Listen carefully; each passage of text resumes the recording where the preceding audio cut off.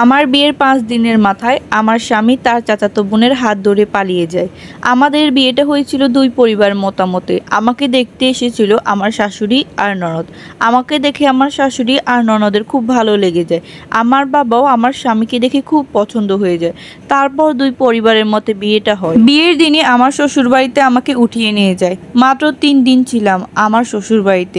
আমার স্বামী এই ৩ দিনে আমার সাথে একবারও কথা বলেনি। আমি ভেবেছিলাম সে হয়তো লজ্জা পায়। প্রথম তো সে হয়তো মেনে নিতে পারছে না। ৩ দিনের মাথায় আমার বাবা আসছে আমাকে নিয়ে যেতে। আমার স্বামীকে বললাম চলেন একসাথে বাবার বাড়ি যাই। আমার স্বামী বলল না তুমি যাও, আমি আনতে যাব। এরপর আমি চলে আসলাম বাবার সাথে আমাদের বাড়িতে আসার পর ২ দিনে ২ বার কথা হয়েছিল। ৩ দিনের মাথায় অনেকবার ফোন দিয়েছি, কিন্তু ফোন বাজে, রিসিভ হয় না। আমি ভাবলাম হয়তো উনি ব্যস্ত আছে, সেই জন্য ফোন রিসিভ করতে পারছে না। সন্ধ্যার সময় আমার শাশুড়ি আমাকে ফোন করে জিজ্ঞেস করে তার ছেলে আমাকে নিতে আসছে কিনা। বললাম না। আমার শাশুড়ি বলছে সকাল থেকে অনেকবার চেষ্টা করছি তার সাথে ফোনে যোগাযোগ করার, কিন্তু কোনোভাবে যোগাযোগ করা যাচ্ছে না।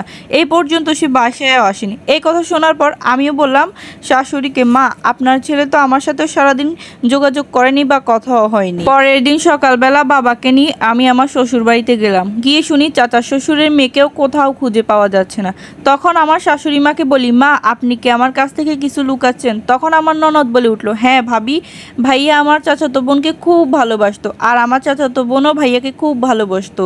ভাইয়া এই বিয়েতে কিছুতেই রাজি ছিল না। এইদিকে আমার চাচাতো বোনও ভাইয়াকে অনেক ভালোবাসে। সে নিজের অনেকবার ক্ষতি করার চেষ্টা করছে আপনাদের বিয়ের কথা শুনে। তার বাবা মা এখনো তাকে পাহারা দিয়ে রাখে যাতে সে নিজের কোনো ক্ষতি করতে না পারে। এদিকে ভাইয়াও অনেকবার বিয়েটা ভেঙে দিতে চেয়েছিল, কিন্তু পারেনি, বাধ্য হয়ে আপনাকে বিয়ে করছে। কথাগুলো শোনার পর আমার বাবা হাহুতাশ করে বলছে, আমি কাকে বিশ্বাস করলাম? আমার মেয়েকে কার সাথে বিয়ে দিলাম? আগে কেন খোঁজ খবর নিলাম না? সব দোষ আমার। তখন আমি আমার বাবাকে বললাম, বাবা আমার ভাগ্যে যা ছিল তাই হয়েছে। আমার ভাগ্যে যা ছিল আমি তাই মেনে নিয়েছি। এরপর ২ মাসের মতো আমি আমার শ্বশুরবাড়িতে ছিলাম। এই ২ মাসে আমার স্বামী আমাকে একবারও কল দেয়নি। এরপর আমি আমার বাবার বাড়িতে চলে আসি। আমার শ্বশুর শাশুড়ি তাকে অনেক খোঁজার চেষ্টা করে, কিন্তু পায়নি। আসলে যে হারিয়ে যায় তাকে খুঁজে পাওয়া যায়, কিন্তু যে ইচ্ছে করে লুকিয়ে থাকে তাকে কি কখনো খুঁজে পাওয়া যায়?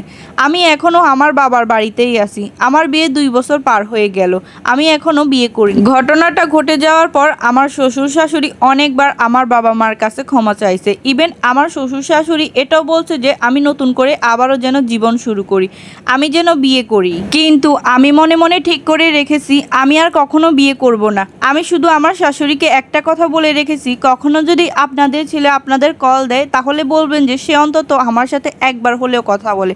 আমি সারা জীবন ওনার বউ হয়ে থাকতে চাই। আমার চিন্তা কাউকে করতে হবে না। আমাদের এখনও ডিভোর্স হয়নি। আমার স্বামী এখনও তার বাবা মা কিংবা আমার সাথে কোনো প্রকার যোগাযোগ করেনি।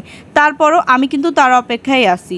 এটা হয়তো আমার ভাগ্য ছিল, তাই মেনে নিয়েছি। গল্পটা একটা আপুর ছিল। এই গল্প থেকে প্রত্যেকটা বাবা মার একটা শিক্ষা নেওয়া উচিত, জোর করে বিয়ে দেওয়া গেলেও জোর করে কখনো সংসার করানো যায় না।